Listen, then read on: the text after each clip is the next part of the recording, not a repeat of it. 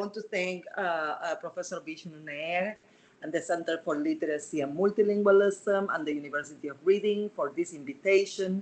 I am very happy to be here sharing with you some of my ideas and reflections on decolonization and language.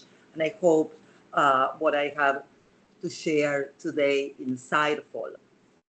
Can we move to the next slide, please? The colonial thought and action in its variety of schools, some of which are listed in this slide, is a response to the predicament that we still live in a colonial world and we need to break away from the narrow ways of thinking about colonial relations. They teach us to move beyond viewing colonialism as a closed historical chapter or a simple oppressor-victim dynamic, and instead to recognize its ongoing influence in shaping knowledge systems, linguistic and cultural hierarchies, and global power structures. In this broader view, decolonization involves questioning dominant Eurocentric narratives, exposing the colonial violence embedded in modern institutions, and affirming the epistemologies and lived experiences of those who have been historically silenced, ignored, marginalized, and discriminated against by the dominant narratives of Christianity, civilization, and capitalist modernity, including indigenous people, the Afro-diasporic and Afro-descendant, migrants, and the global South communities. The next slide, please. A common thread across this school is the understanding that colonization extends beyond political and economical systems to deeply affect consciousness, languages, expressivity, knowledge production, and research methodologies. Today, I will address the perspective of the coloniality of power developed by Aníbal Quijano in the late 1980s as a moment of significant rupture in critical thought in the fields of social sciences and the humanities in and from the global South. For many of us, this perspective is also a new inspiration for the reorientation of political struggles in our research, teachings, and activism. And scholars in social linguistics, applied linguistics, language teaching, bilingual education, translation, speech and hear professions, literacy and multilingualism have been actively joining these inherently transdisciplinary conversations. This growing entanglement is why I am here and you are here today to discuss decolonial thought and methodologies in literacy and multilingualism. So this is the outline for today. The next slide, please. In the time I have, I will begin by laying out my theoretical framework, starting with Quijano's concept of the coloniality of power and its understanding of race, and then moving into my own articulation of the linguistic dimensions of coloniality. From there, I'll shift to a more practical focus, introducing a project I'm working on that engages the colonial methods. We'll then open up for discussion, and if time permits, I close with a brief participatory exercise. So we can begin. For the last 15 years, I have worked at various universities teaching and developing research to address multifaceted preoccupations with the coloniality of language and the ways in which language is mobilized in the reproduction of colonial power relations and social inequalities.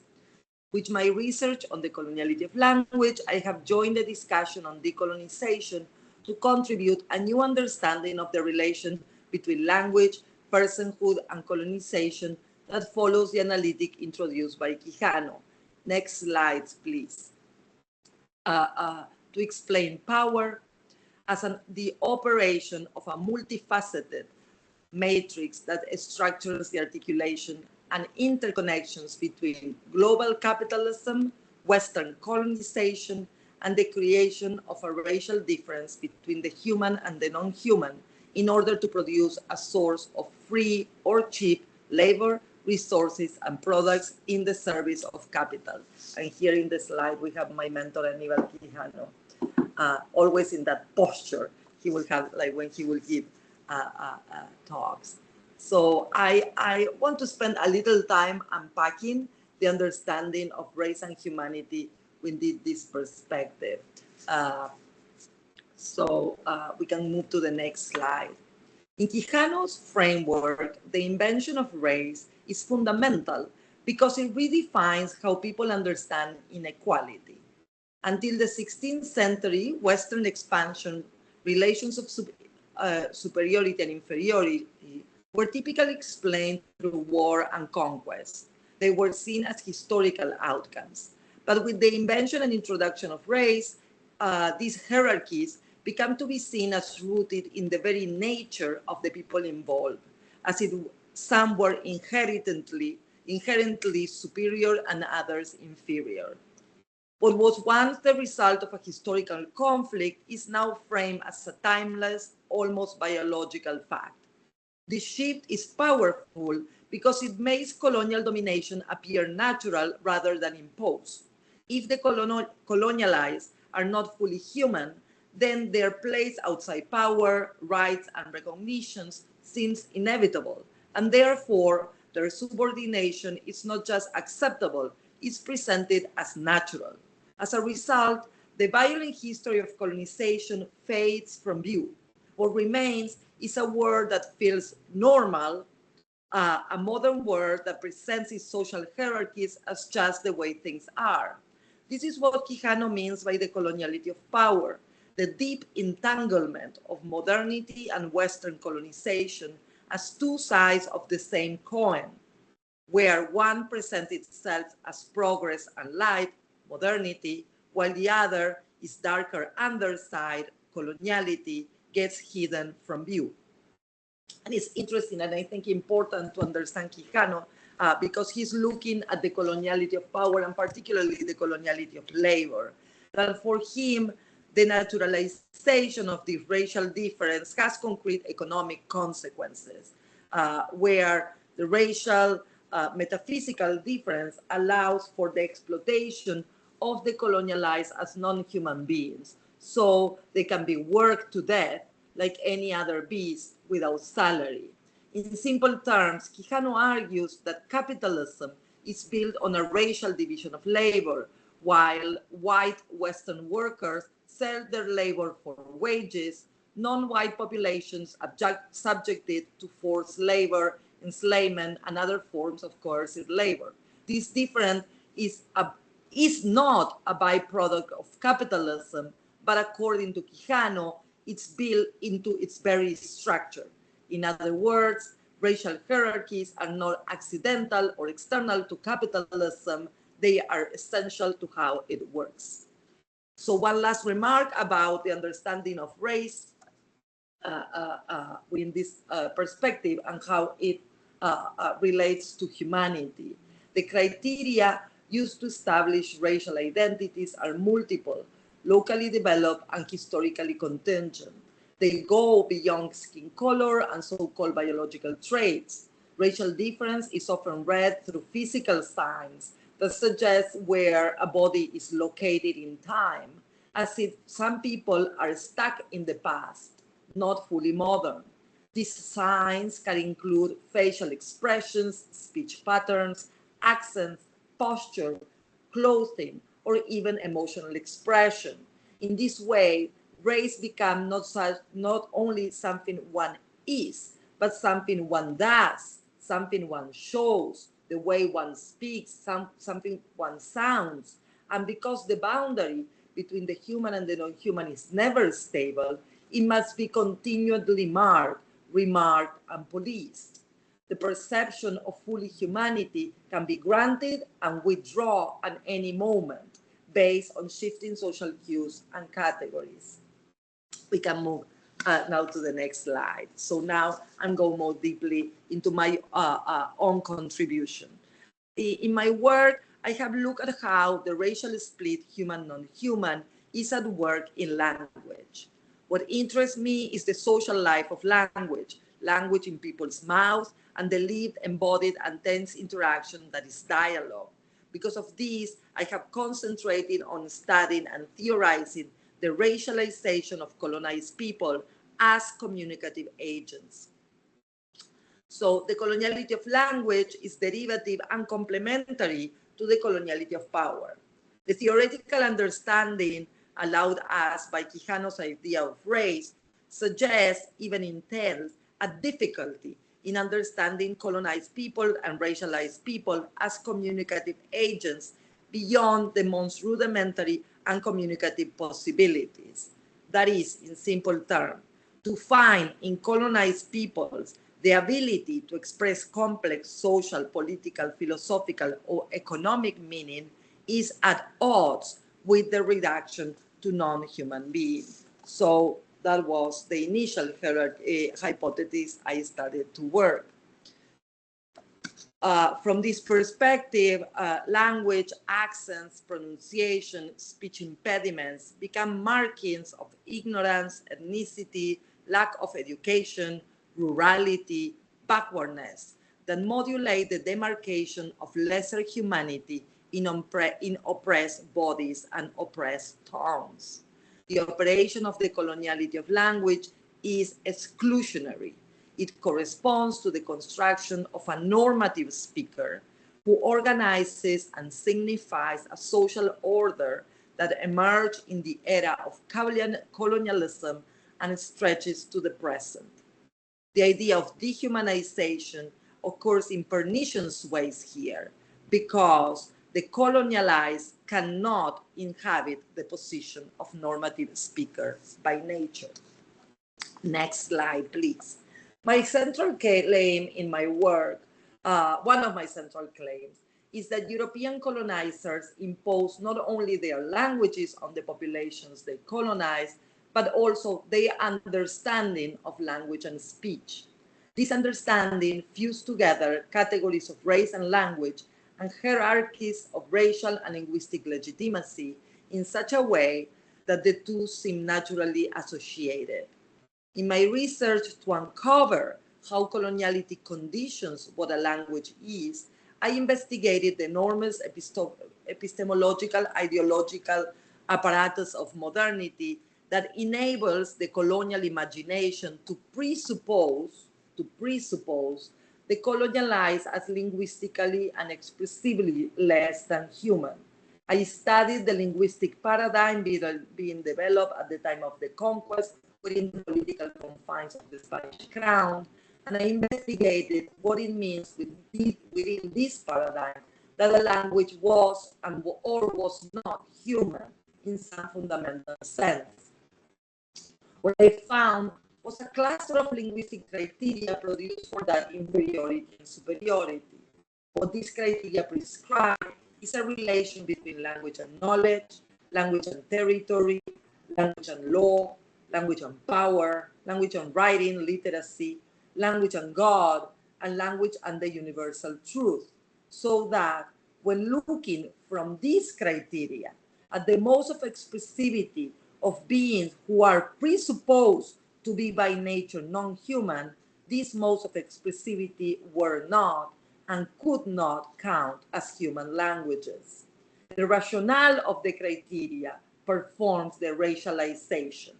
Consequently, only humans have language. The colonizer has language in the full human sense. Colonized people did not. I have coined the term, sorry, this is missing in that slide.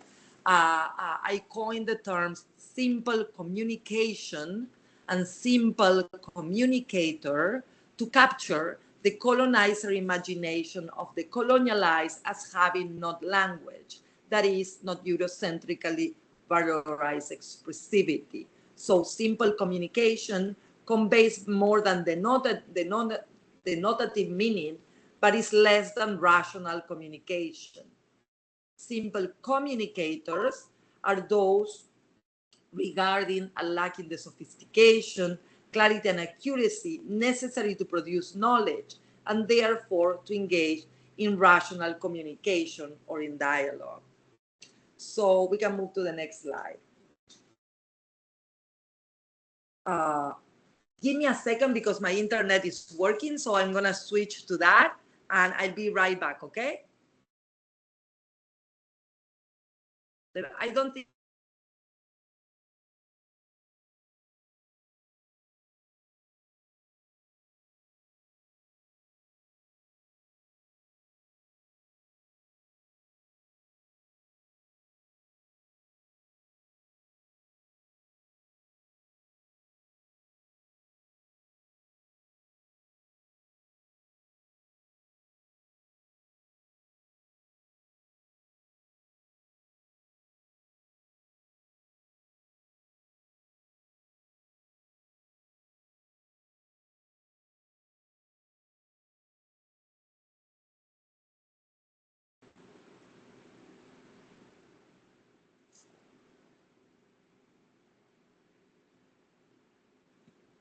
Are we okay?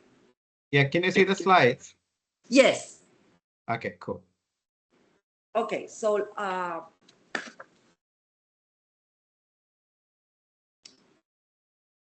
and to finish laying down my theoretical background, in this slide, I present in a nutshell uh, uh, what is my argument.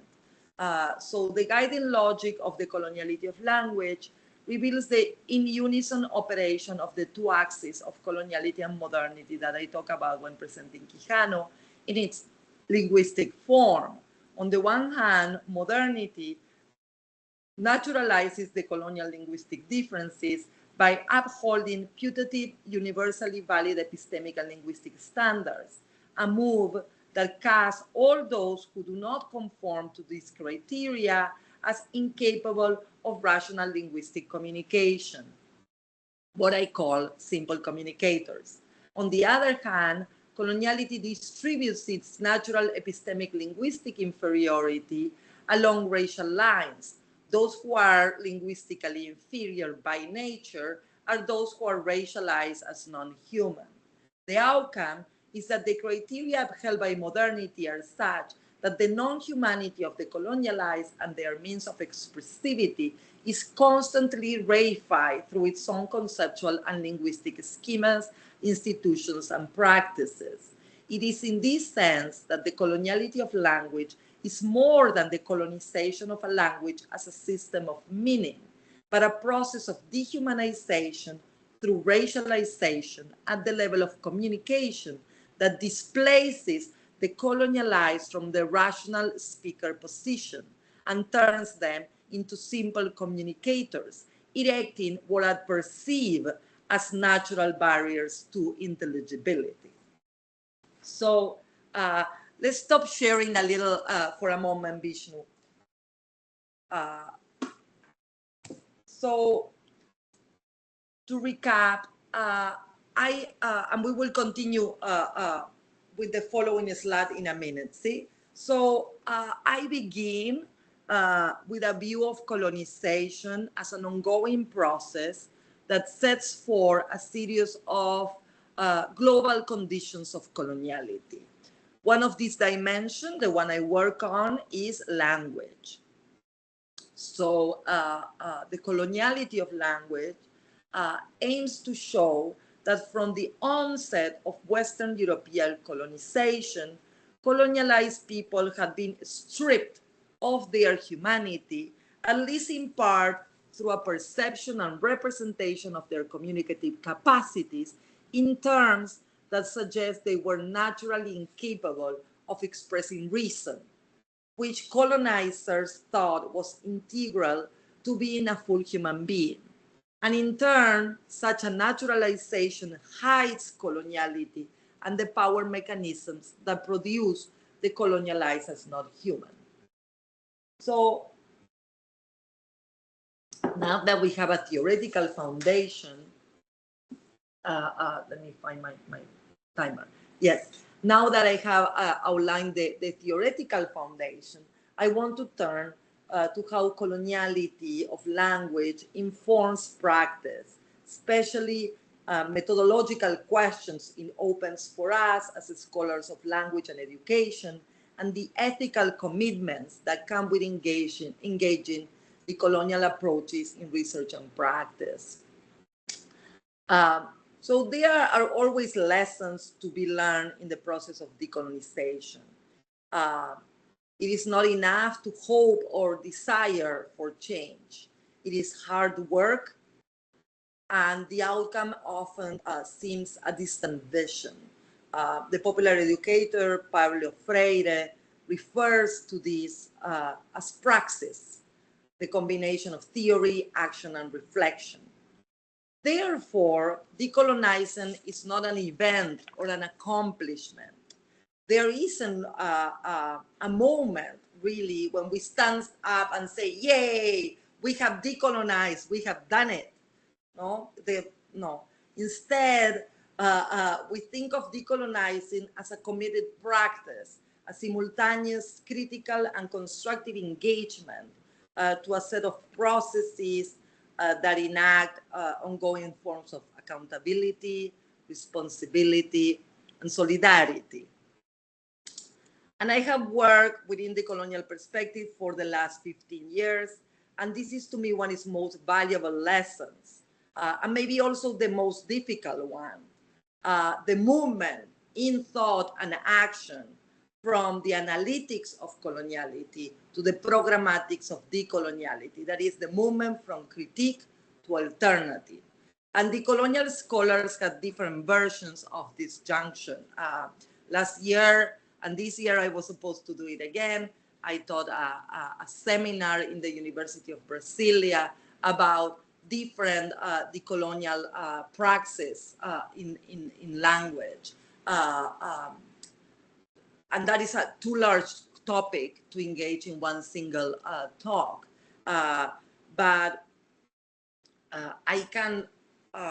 today I would like to talk particularly about the project I am working on, but something that is agreed upon when we think about the colonial praxis is the situatedness of knowledge production in the rejection of the universalism of Western knowledge. Yes, so that's one important element, the situatedness, the location of knowledge production, not only of the production of knowledge, but the body that produces that knowledge, the history of that body, the emotions of that body, the memories of that body, the ties of that body, and especially the tongue, right, of that body. And another important element in the colonial praxis is the understanding that one size does not fit all. So the colonial praxis are therefore multiple and contextual and take a variety of shapes. Today, as I say, I want to present briefly about the praxis of linguistic colonization. I have been working on this project for the last 2 years. It is the Latine Testimonio on Language Shame, Resistance, and Healing, a project on Latine multilingualism I launched in 2023, working with the students at Northeastern Illinois University, which is the longest-standing public Hispanic serving institution in the state of Illinois in the United States. So we can move to the next slide.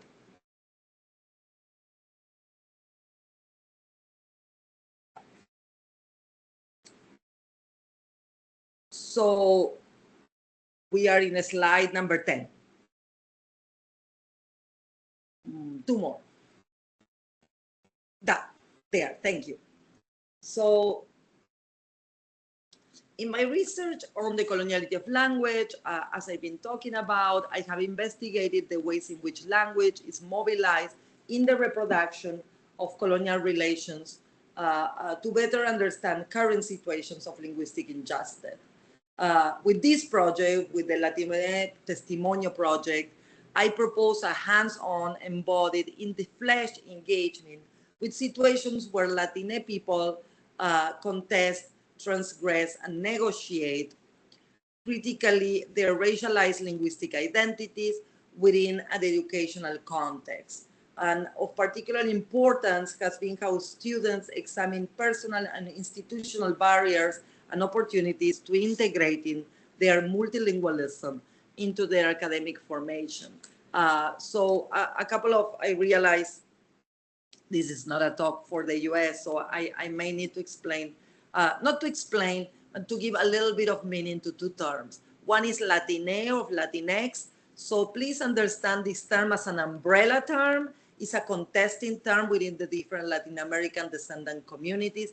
But in this talk and in my project, I'm using it as an umbrella term to refer to groups, individuals, communities that have Latin American background. They don't necessarily immigrants. Many Latinx are born in the US, but come from a Latin American background. They are recent. This also can include people that are recent immigrants, like, you know, the last 3-5 years, to individuals that are 5 or 6 generation in the United States. So think about Latine or Latinx, like that. Until 2005, the term was Latino/Latina. It has become Latinx or Latine recently to also engage a non-binary individuals. And then I'm also be referring to Hispanic service institutions. I don't know if you have that in the UK, probably not, but this is a badge that universities get, and it also comes with some, you know, funding to serve their Latina students. And they get given, they usually are universities that have 25 or more percentage of their student population are Latina. So saying that, let me now move a little bit more into the project. So the purpose of the Latine Testimonio project is to explore, name, narrate, record, and archive personal and witness experience of linguistic violence and resistance. The point of the project, grounded in the commitments of critical pedagogy, so Freire and the coloniality, is to center Latina student voices, as well as affirming storytelling as a vital method for both healing and critical reflection. The project has led to the creation of a digital video archive of testimonials on identity formation through language and power. So far, it includes 11 contributions, totaling over 4 hours of recording, and its webpage is currently under construction. Let's hope they finish soon so I can share it on the NAE library site. The project engaged 2 decolonial methods that foster community building through verbal journeys that voice harms caused by systemic and interpersonal violence as a means of healing, empowerment, solidarity, and knowledge production. The Chicana Latina feminist methodology of pláticas, and the indigenous Latin American methodology of testimonio. Both testimonio and pláticas had other versions. Some of them are not counted as decolonial methodologies, so I am emphasizing that I am engaging testimonio as an indigenous Latin American methodology and plática as a Latina Chicana methodology.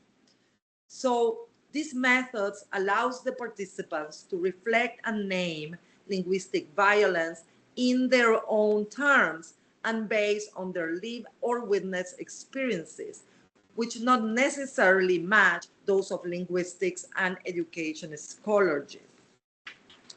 Decolonial methodologies have been pivotal component in traversing academic spaces, allowing us to weave the personal, the political, and the academic. Specifically, testimonios and pláticas are crucial because they allow to highlight the significance of the process through which oppressed groups name and theorize their own realities.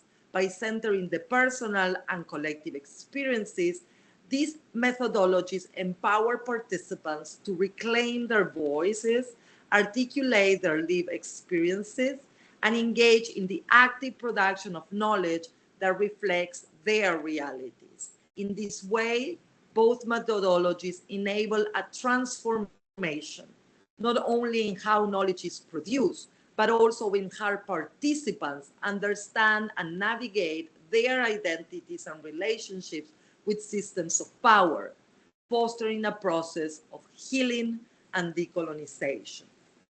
So to tell you a little bit more about how the project worked, let's move to the next slide. I'm sorry I cannot share too much of the project because it's still being copyrighted, to put it some way. Like, since the webpage is still being built, I cannot share you the faces of the people and all that because I don't have the permission from the university at this point. But I can tell you a little bit how it worked, right? So each round of the Latine Testimonio consisted of a 5-meeting workshop of pláticas. And at the end of this workshop, participants crafted their testimonios and recorded them in video. With the assistance of master student Frida Valdez and Dawn Browning, and documentaries Ted Crawford and archivist Ashley Hauschel, I have created a digital archive of these testimonies. So as facilitator,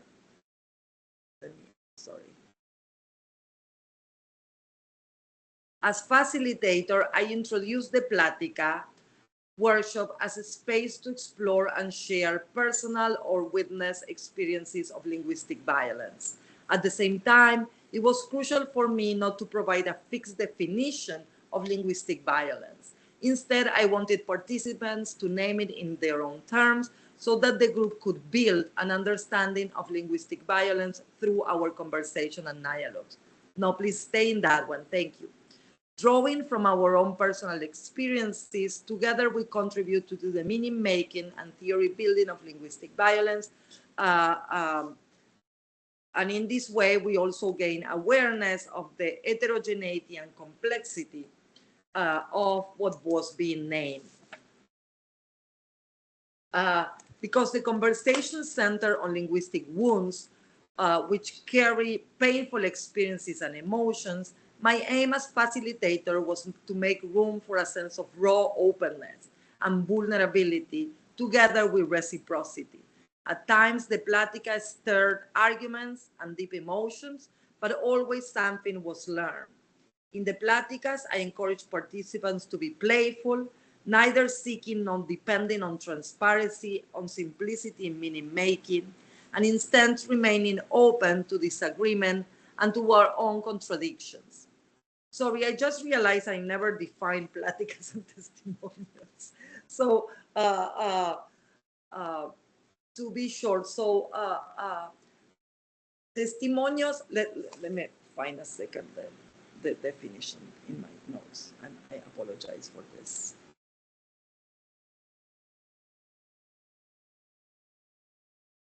I just realized I missed a slide.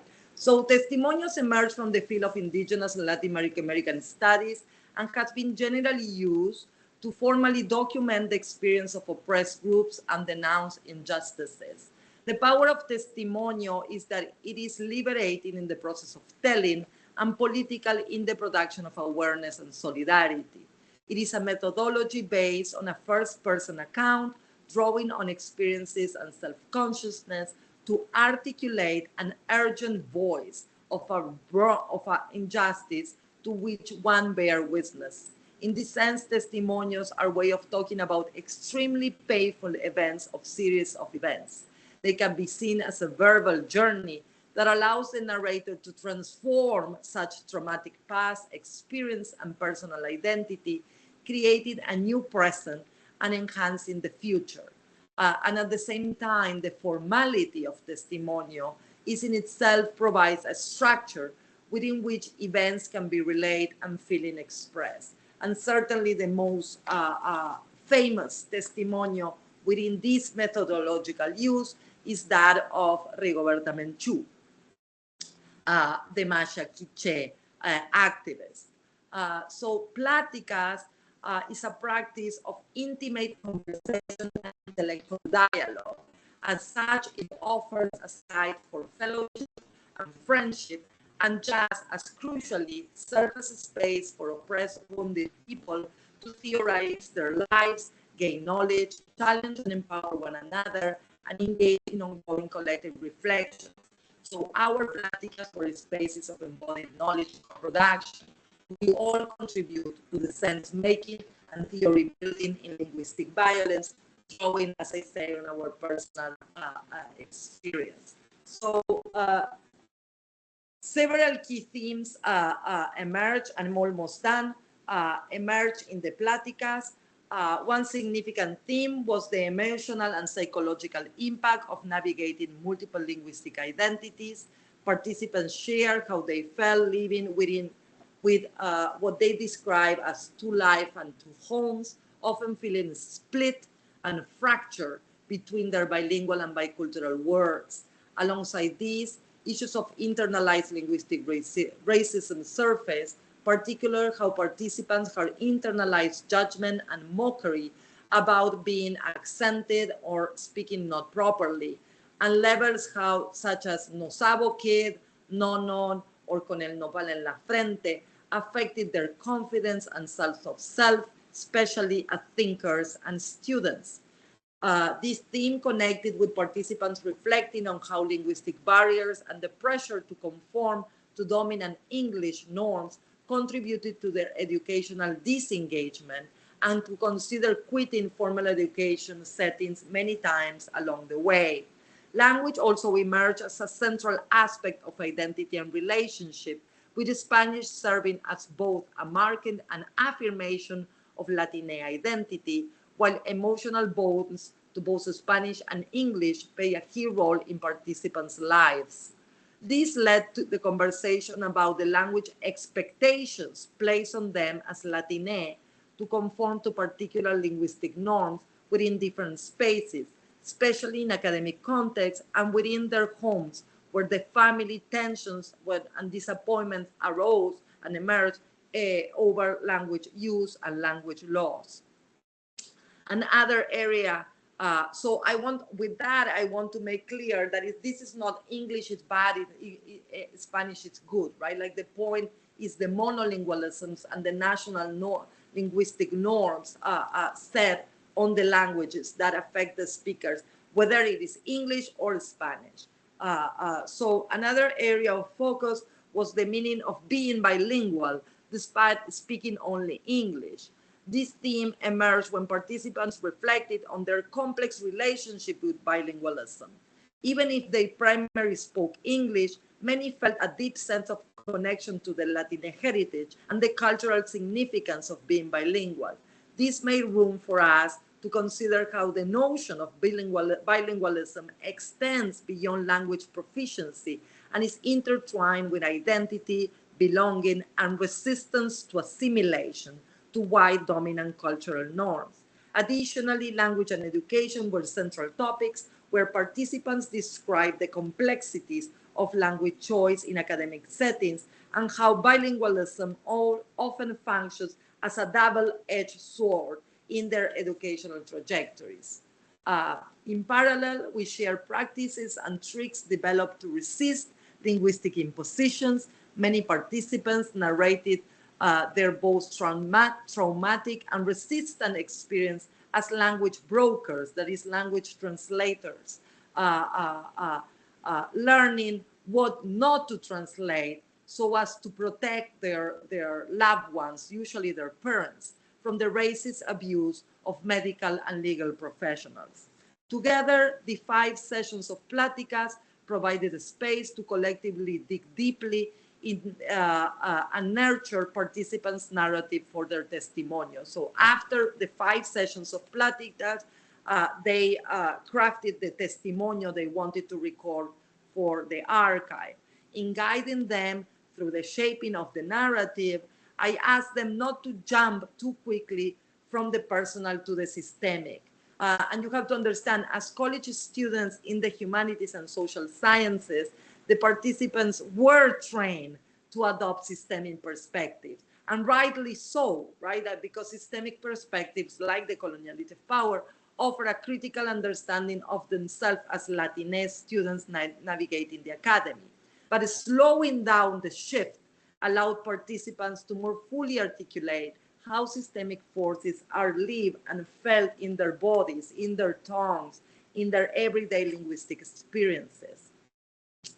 So through our collaborative conversations, we develop a shared and expansive understanding of linguistic violence as harm caused when language or linguistic abilities are used to exclude, judge, or diminish someone based on how they speak, what language they speak, the accent they carry, their pronunciation, and their emotional expressions. This work led us to craft a living understanding on how systemic racism, colonialism, nativism, sexism, heteronormativity, and white supremacy shape our lives and Latina communities. Some things worked, some others did not, but it was a valuable learning process. So let's stop sharing. I leave the last two slides for the Q&A. So to conclude, indigenous Latin American and Chicana feminist perspectives contribute to decolonization of the research process and inform our practice as educators and activist scholars. For the Latine Testimonio project, I chose to work with testimonios and pláticas as tools that will invite participants to become active contributors, reflecting on and naming linguistic violence in their own terms and grounding in lived experiences. These accounts did not necessarily mirror and many times disrupted the frameworks found in linguistics and education scholarship. One of the lessons I carry from this project into a broader efforts to create supportive environments for multilingualism is the importance of listening deeply to our students' voices and experiences. The testimonio, now held in the archive, help illuminate the challenges and opportunities that students of color face, or minority students or migrant students face as they balance and negotiate their linguistic and cultural identities within educational settings. Just as important, they remind us that our strategies must attend not only to academic success, but also to the emotional well-being of our bilingual, multilingual students. So in closing, and now we can put the last slide, I welcome opportunities. No, the last, almost the last, the one that says thank you, Vishnu.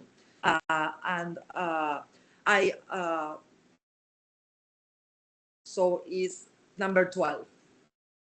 In closing, I welcome opportunities to collaborate with other Hispanic serving institutions and to broaden the networks of collectives dedicated to linguistic resistance.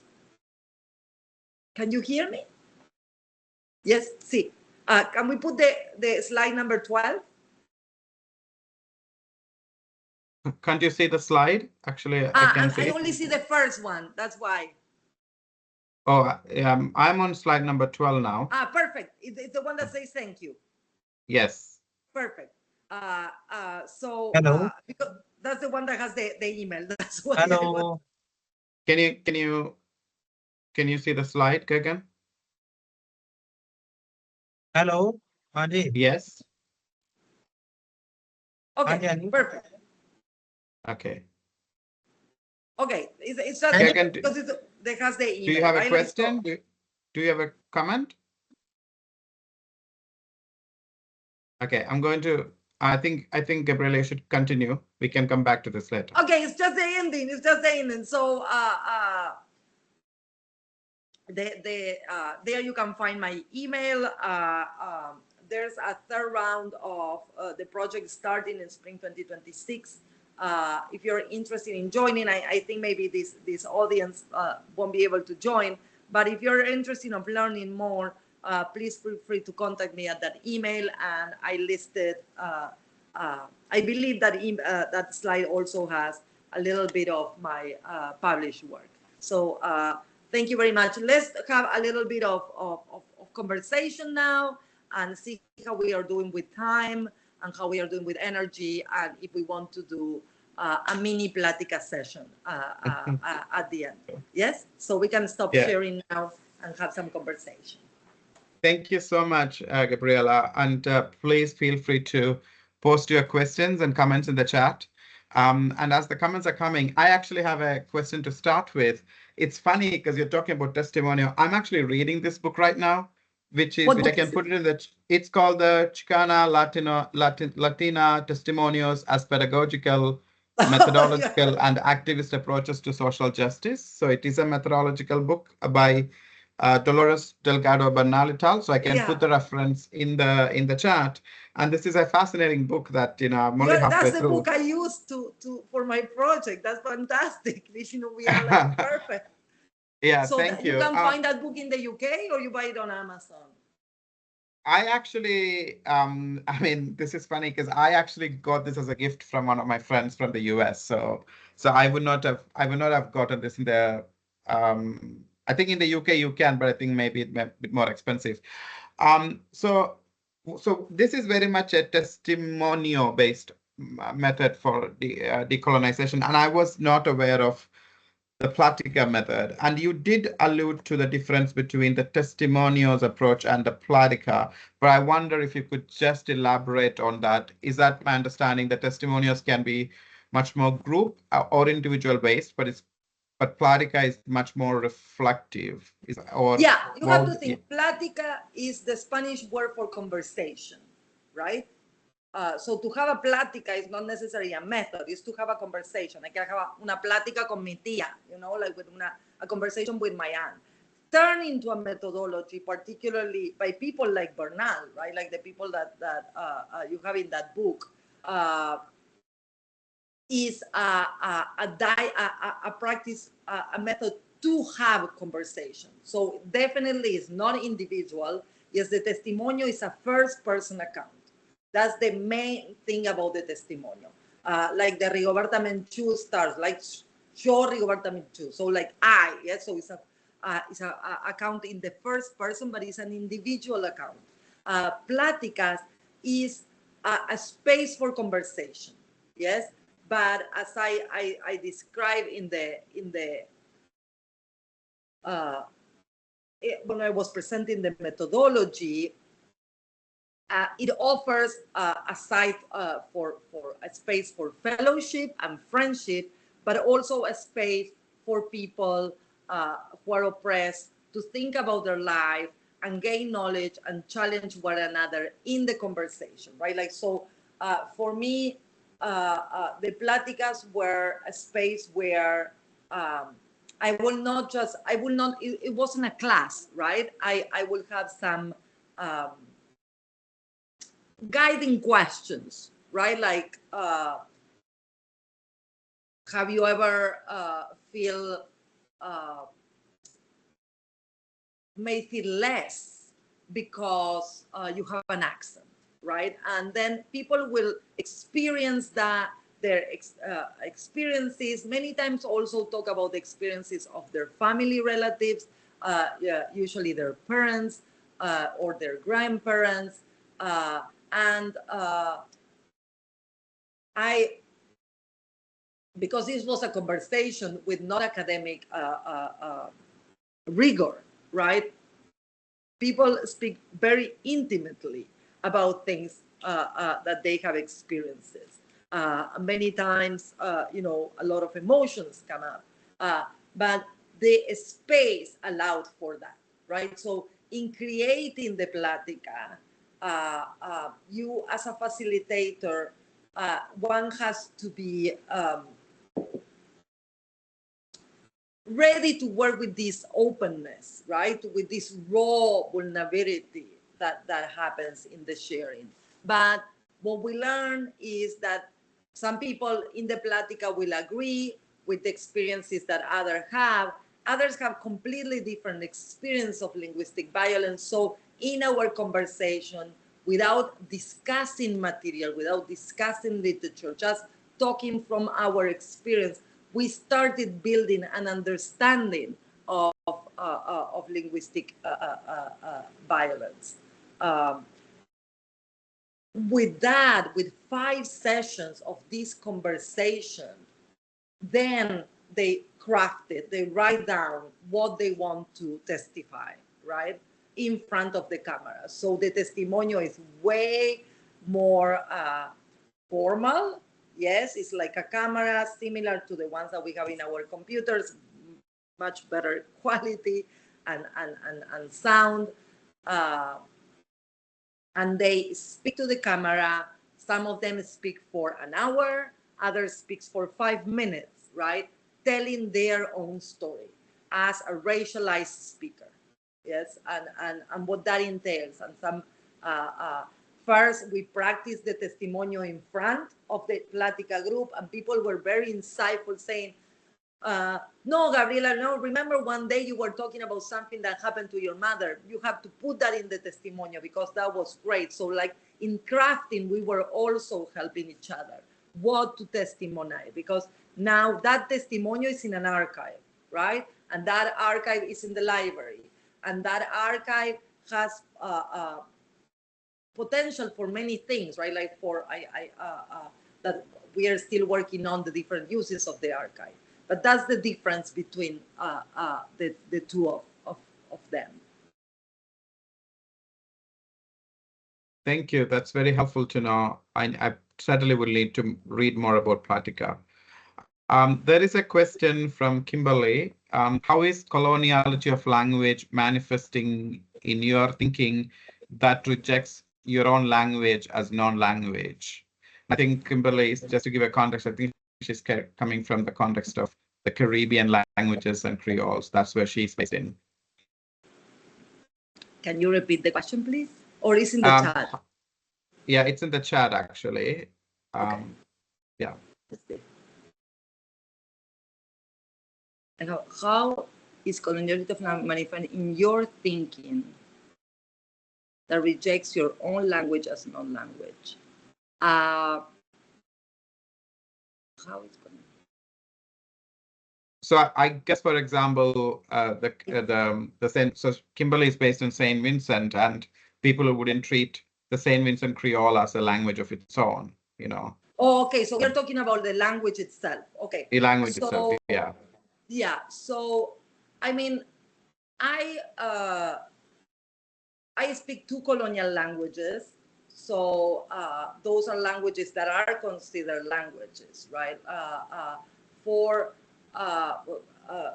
many years, I aim at learning Quechua and indigenous languages of the Andean region. And it was quite difficult. There are not schools for it. If there is one, you know, the university opened like an introductory course to Quechua, but that was all we had.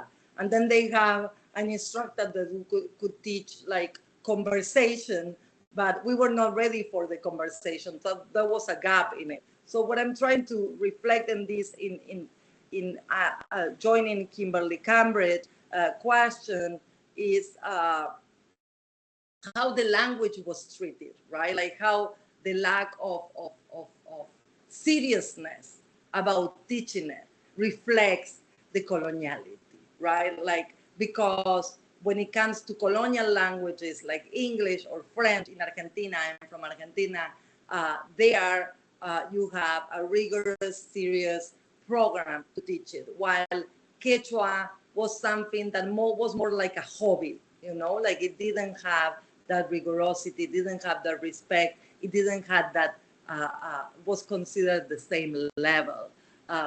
Then I had worked for some years into Creole language, and maybe Kimberly, this speaks more to you as someone from the Caribbean.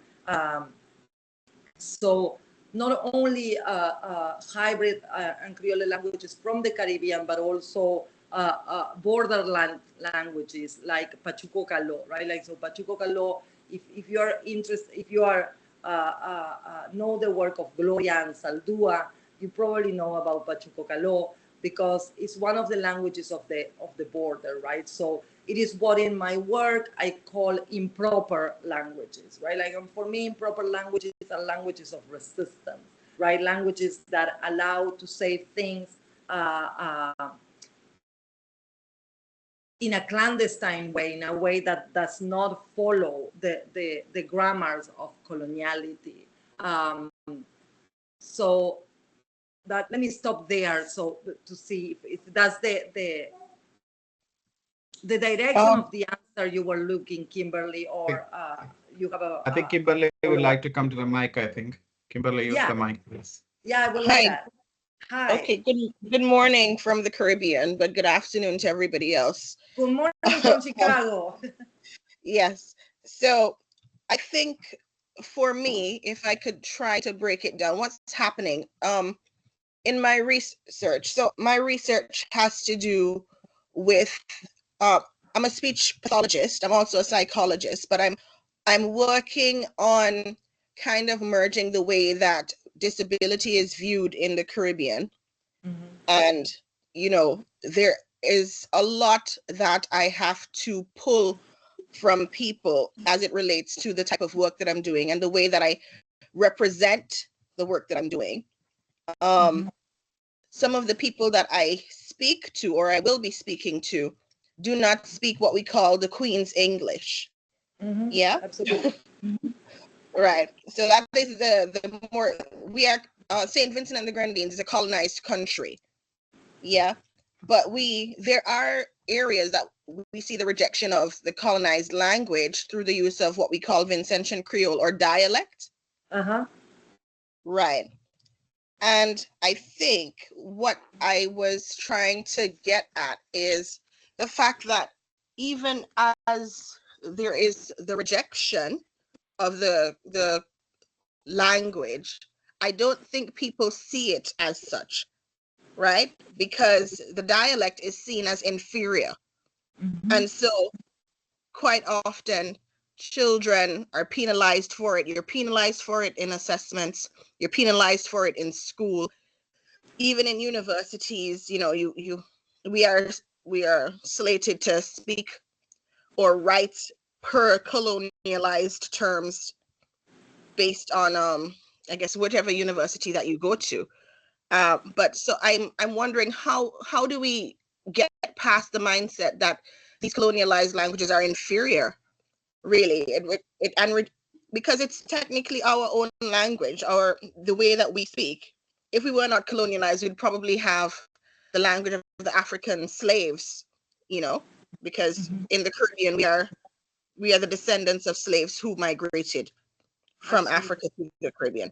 But now this language has changed and we're almost bastardizing the standard English, as a way of rejecting the coloniality of the standard English. So how do we get to that place where, our Creole is now seen as its own language versus a non-language? Absolutely. Now, thank you, Kimberly. So, as I was saying in my talk, it's hard work. It's the hard work you are doing, Kimberly. It's for me, methodologically and also emotionally, it's important not to do it alone. Yes. So I'm very happy to have you here in this conversation, and I hope we continue to inform each other of what we are doing. What you're describing is a manifestation precisely of the coloniality of language, right? Like where the Queen's English, so not just any English, as you say, the Queen's English, right, is considered the proper way of speaking, right? And Creole languages are considered of the house, of the streets, but they're considered not proper, right? So we have this spatial, the spatialities of language also tell us about the spatialities of race and the spatialities of colonialities, right? What expectations you have as a speaker when you enter, say, a university, right? What is going to come out of your mouth, right? But at the same time, when I'm pushing here, it is not only what actually comes out of your mouth, it's expectations that you are not going to be speaking the English, right? So that presupposition that people carry about the others as speakers is where I am interested in placing this conversation, talking with you, right? Like how even before people open their mouths, they are already racialized linguistically, because we assume, for example, that they will not be speaking the Queen's English, right? So that assumption is also part of of the coloniality of language here. How we move beyond that is hard work, right? So one, I think, important way of understanding is considering, because for you, for me, for Vishnu, for the people present in this conversation, that hierarchy is false, right? That hierarchy is an invasion of colonization, right? That hierarchy there's nothing intrinsically superior of English to the other languages, but it has been created, right? It has been 600s of coloniality establishing that hierarchy. So part of the work, at least the way I do it, is undoing it, right? Like excavating under it. Understand how Creole was made to be an inferior language. Another way, and I think a little bit more optimistic, is to go into the production of non-dominant languages, the creative production, the artistic production, the intellectual production. So I don't know within your field, right? But my field is in philosophy, so maybe this allows for a little. In my classes, I incorporate work that is not in the colonial language grammar, right? Maybe it is in Spanish, but it's not the Spanish of, what will be the parallel of the Queen's English, right? Like, so do make room. What I'm trying to say, it is up to us as teachers and researchers to make room for the other languages, for the other knowledges in our practices. That's what we are talking about, methodologies, right? Like there are different recipes. About Creole, there's, of course, this Kimberly, a lot been written, maybe not by speech therapists, but I think a interdisciplinary excavation to see how people had deal with this question is also something that it could be insightful to your question of how we move beyond this.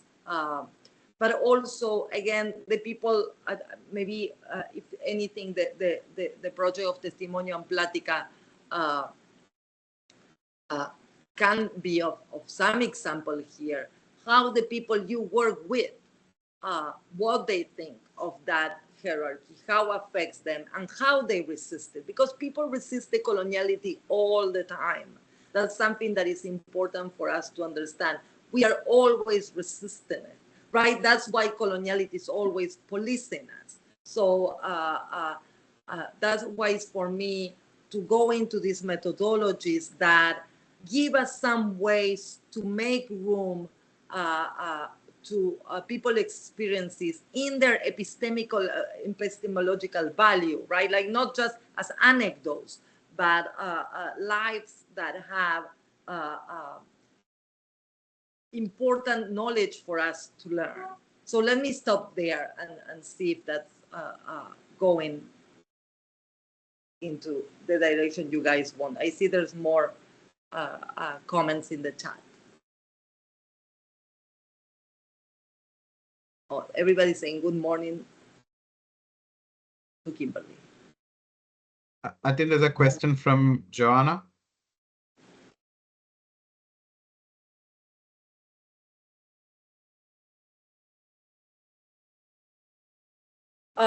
To ask Joanna, so I mean, if it's both, right? Like you're saying, it's a problem outside linguistics that within its own general population, probably. But you have to understand that what Kimberly was saying, right? Like many times parents are being the language police for the kids, right? And say, no, when you go to school, you have to speak proper English, right? Like you cannot speak this gibberish of Creole, right? Like, so internal colonial, linguistic internal racism is also something real, and one of the most efficient way for coloniality to keep on reproducing itself.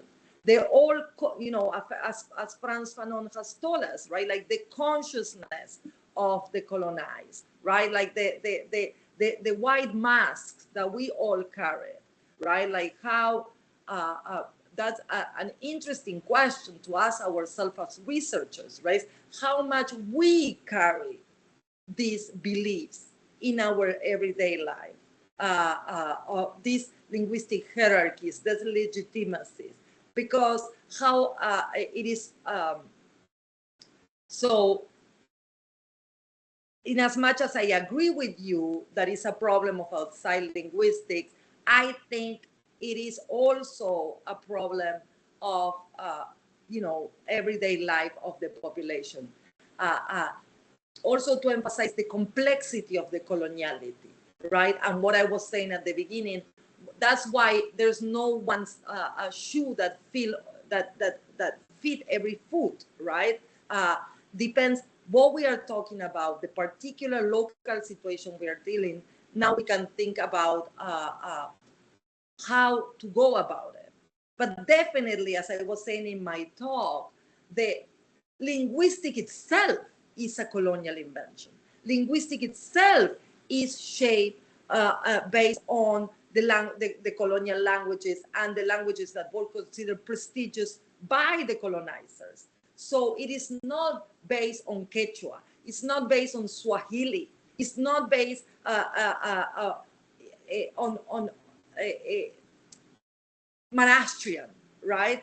It is based on these particular languages, and then based on these languages is universalized. So naturally, non-Western languages are going to be inferior within this understanding. So decolonizing linguistics, the important work you guys are doing, and many other linguists are already doing and been doing for the last 10, 15 years, speaks to the complexities of coloniality of language. Okay. Thank you, Gabriela. I wonder if you have any questions, because you mentioned there was an activity or a question, or was it already? So yeah, if we have time. I mean, we have time until 3:30, but then I think I want to end up in 10 minutes because it's been a long day, and a lot of Indian participants have actually sent me apologies because it's late evening for them, so they couldn't actually attend the afternoon session. So maybe we can wrap it up in 10 minutes. Yeah. Absolutely. So So I'm deeply grateful for the invitation to be here with you today. So these are questions that I am interested in. Hold on a moment. What is going on? No, it's fine. There. So I'm particularly interested in questions of how do we encounter accents, right? So a little bit of what we're starting to talk with Kimberly's question. I am particularly interested in accents, right? In pronunciations or speech patterns that are marked as different. So I prepare, I don't know if you want to put that last slide, if we have the time, because the questions are there. And maybe we can just put the slide there and have a little bit of conversation on it. It's less than minutes. Sorry, Vishnu, I keep on asking you to. So it's the very last one, yeah. So there I put a mini plática, right? Like a mini plática session. Plática sessions are usually 40 minutes and we are in present and we can see each other. So this is not a plática, right? For a plática, we have to be able to see each other, and because it's not just what comes out of your mouth, right? Like it's all your verbalizations with your entire bodies. But these are some questions that I have brought for collective reflection given what I'm working, one article I am working on right now, and it has to do with accents, right? Like, so I'm interested in how you understand the ear, right? Like, so for me, the accents, I'm starting to think about hearing and listening, and how coloniality also trains how we see and how we hear. So I'm interested in these questions, right? Like, how is the ear socially trained or mediated, especially with you professionals of speech therapy, right? I'm particularly interested in that question, and the followings, right? Like, what do we miss when we don't hear differently, right? Like, when we hear according to the norm. Uh, um, as I was saying, you, how do we encounter accents, pronunciations, speech patterns that are marked as different? What forms of listening are possible when we step back from standard norms? Uh, how might your work already be undoing the colonial ear? So those were some questions I have for conversation. And I don't know if anybody wants to jump in, or maybe these are questions you want to take with you and spend some time, and you can write me back at that email with your reflections. I will be very happy to continue that conversation with you. But if we have a little bit of time, I would love to hear what you think about this. So maybe we can give a couple of minutes for the participants to write their reflection, taking any one of those questions. Absolutely, that's a great idea. Thank you, Vishnu. So if you could post your comment or any other questions, that would be great. Yeah.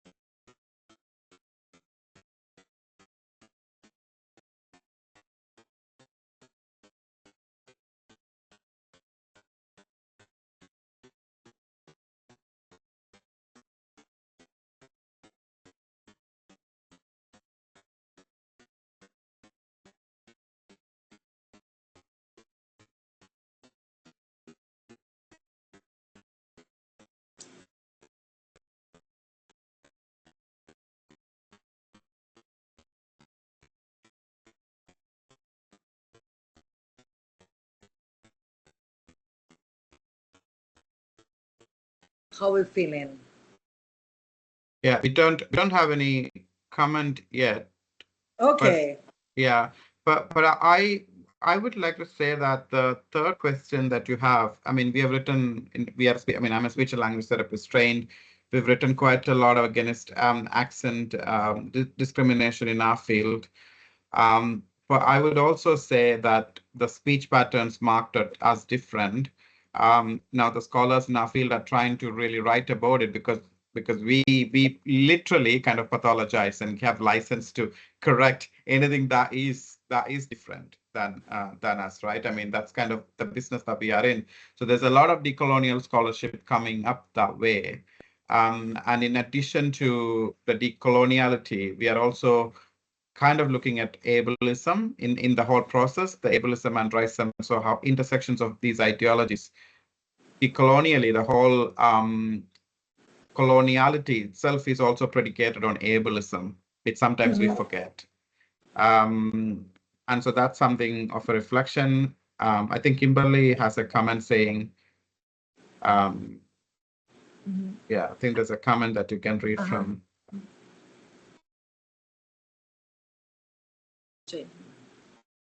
Okay.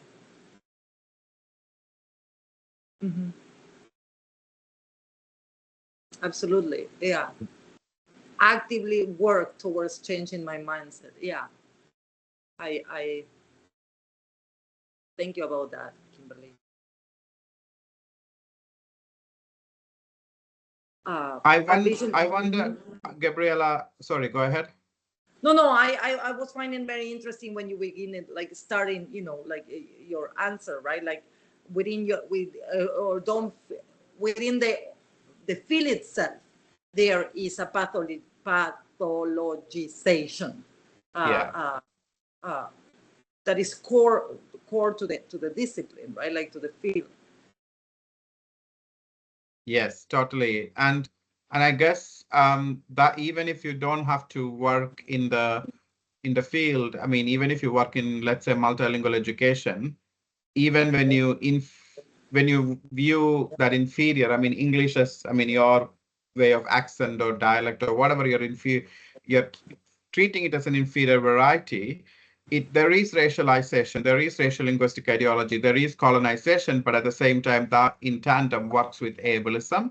So you don't have to have quote unquote disability to create disablement, because we are in fact, like, I'm already treated as a different person, and our field talks about that in terms of norm versus different. So often talked about word is, we're not talking about we're not talking about disorder, but we are talking about difference. Now, difference is a polite word, but in reality, different to what?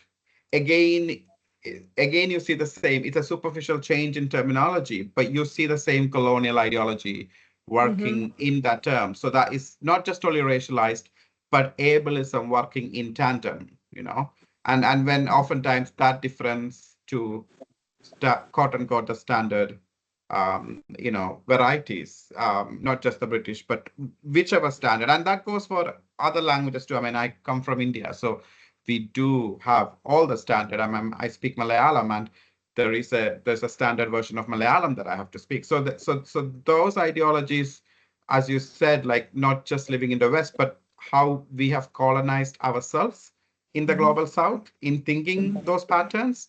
And strictly kind of yesterday, Tony talked about how these languages are being boxed into different categories as standard, and it's really has ableism in it, in addition to racial linguistics and racism.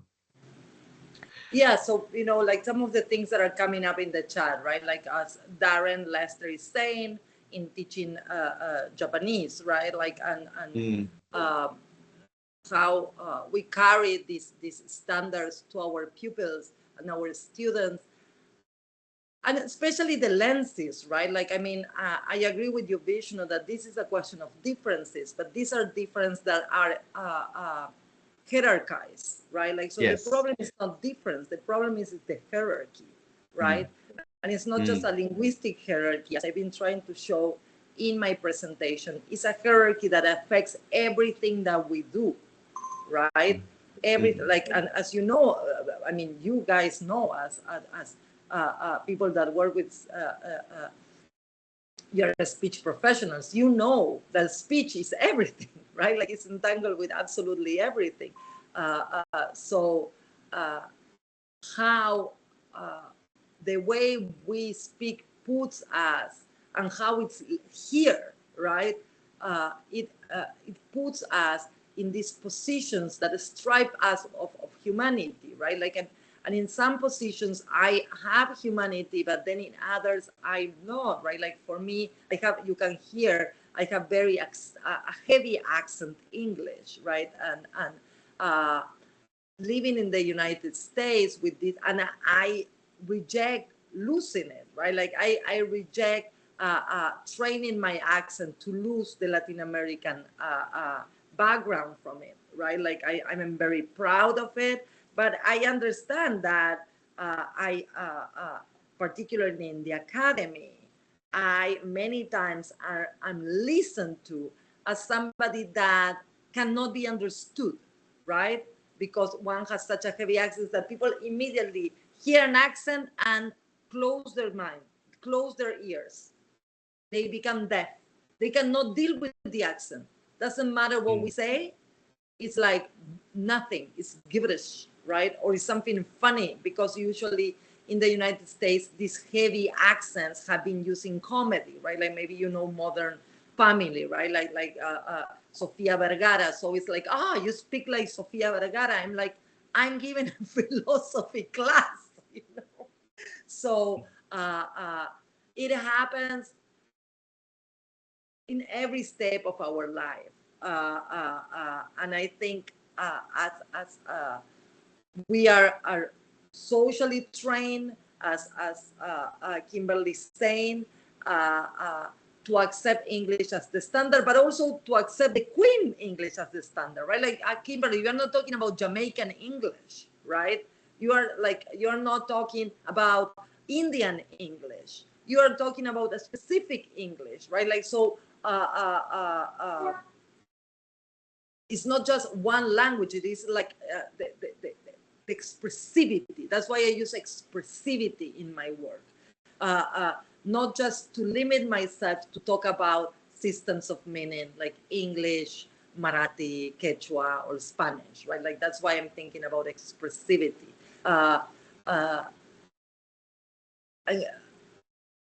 Amongst themselves. Yeah, I mean, like there's thank you for the contributions, because I think it's something that, as you can see, happens everywhere,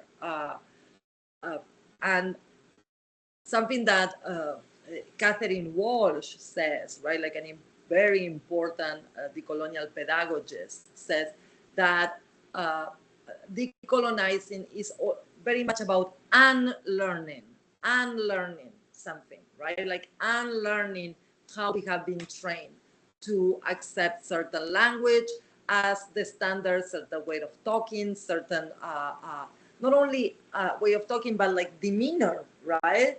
Like posture, emotions, right? Like and here probably many of my colleagues that identify as women in the audience will agree with me, right? Like the emotionality that the women body expresses is very much many times shut down, right? It's too emotional, right? So it's not only what we say or our accents, the emotionality we carry in our expressivities, all that becomes markers to put us down, right? Why? Because it's important that we stay down for the purpose of capital, right? So, and learning those, or at least noticing how the ultimate goal is to service capital. Just to notice that, right? There's nothing natural or neutral about Queen's English, right? Like it's a construction. It's a construction to what? It's a construction to discriminate people, to give only certain people voice and decision power. So to have the whole picture is already a step towards undoing it, right? Because we are understanding that there's nothing neutral about this. It is a colonial construction. So I think that those are certain questions that we can begin in our learning. Like when you are, like as Kimberly saying, I have to learn to change my mindset. That is another way, Kimberly, of saying I have to unlearn how I listen, right? And we learn a lot about ourselves, right? Like, because it makes us uncomfortable, but that's an important moment, right? To get out of our comfort zone when it comes in to our listening habits, right? What becomes noise? Why is it noisy? right? I work with Chris Stroud in South Africa, right? And he talks about the noisy, right? Like things that are noisy and they are bothering, because we like noise is something that we usually close, put our hands towards our ears not to hear it, right? Like, so how to unlearn those ways of listening and learning new ones, as I say. And I think an important question in motivating that is, what do we miss? What do we leave out? What we are silencing when we don't hear differently, right? So let me stop there. I don't know if there's some more things in the chat.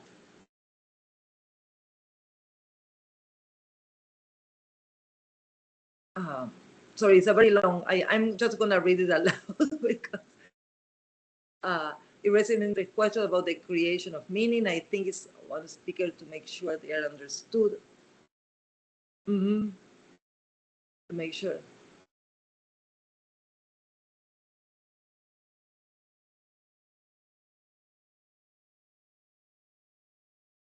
Absolutely, these are questions that worry our students, right? Like, because they live in a world where certain accents have power, right? So they want to be that. But and again, as Vishnu was saying, there's a lot. I'm very I share a slide with some of my work, but there's important work being done. So I think that's something this group can do, out of this summer school, is just sharing bibliography, right? Of things that you, like Vishnu was saying, like, oh, I've been reading very interesting things about accent discrimination, right? Like, let's share that. Like, let's see how our people are building their arguments to reject coloniality. Because as I was telling Kimberly, we should not be alone. This is not the work of one person. This is not work to do in isolation. This is work to do in collaboration with each other. So that's why I'm very, very happy that you guys invited me today. And I really appreciate the invitation.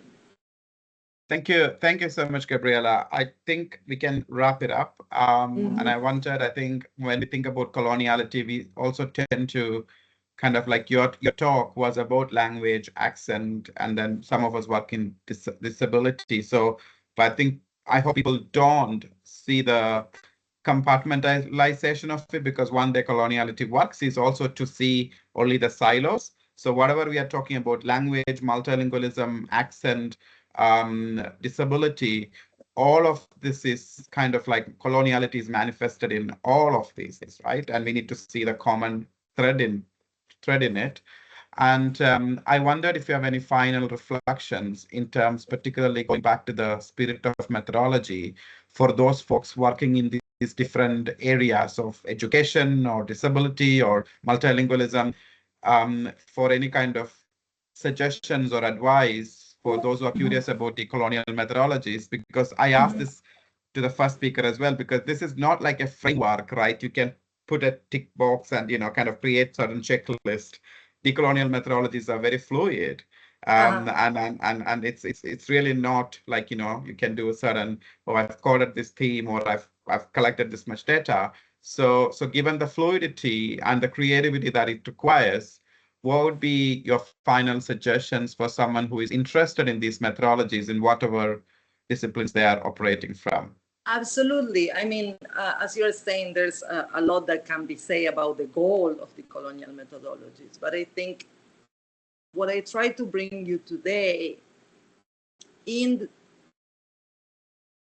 working towards the effort of the decolonization of knowledge and working towards the effort of exposing, Eurocentric foundations of our disciplines, either philosophy, linguistics, social speech therapy, whatever it is, that we know have been shaped through colonial expansion, through land occupation, through linguistic erasing, and affirming, right? Like it's about this affirmation of knowledges that can be historically silent. So for me, colonial methodologies do that to the double work of exposing the Eurocentrism and colonial violence of our research methods and affirming other knowledges, voices, ways of speaking that had been historically denied access to the university, to the academia. So methodologies that favor the location of knowledge, as I was bringing in my presentation, right? Like the understanding that knowledge is always located, even colonial privileged dominant knowledge, that is also located as well, right? So one of the things that they do and they do well is allow us to go deeply into situatedness of knowledge. What does it mean to know something? Even if it's the main thing, right? Like, what does it mean to know history? What does it mean to know English from the locations we are? And understanding that that location is going to be different, and there are going to be questions of power that come in that understanding. So there's no one person that is the villain and one person that is the victim, right? Let's understand that. We are all in this together. But we have to understand that there is privilege, but privilege should not be something that silences you, or that you have to learn to take up that privilege to make others accountable, including yourself, right? Like, so I think these methodologies, and it has been written, there's an important book that brings them together, by Linda Tijuay Smith, are exercises that allows to do that, right? Because as Kimberly was saying at the beginning, how we do it, right? Like, how do we do it? Remember, people have been resisting the coloniality since the first day colonizers put a step in colonized land, right? Like, this is not new. This is not a trend. People have been working and putting this together for centuries, right? So there's a lot there for us to continue that work, right? Like, our role is to continue that work, our commitment. Of course, it's a choice. You may want not to do that, but I think that if you're hearing this talk, it's because you have some interest in doing that. So thank you. Hey, thank you. So that's an ongoing reflection on learning. That's a nice note to end this up. Thank you, everybody. And I have actually put in the link for the feedback form. Would be really, really grateful if you could complete that. And thank you, Gabriela, for speaking. And I know it's still very early for you in Chicago, so I hope you catch up some sleep. Oh, thank you very much. Yeah, thank you, everyone, for joining, and your questions and comments. Has been really wonderful for the past 2 days. Thank you. Bye. Bye.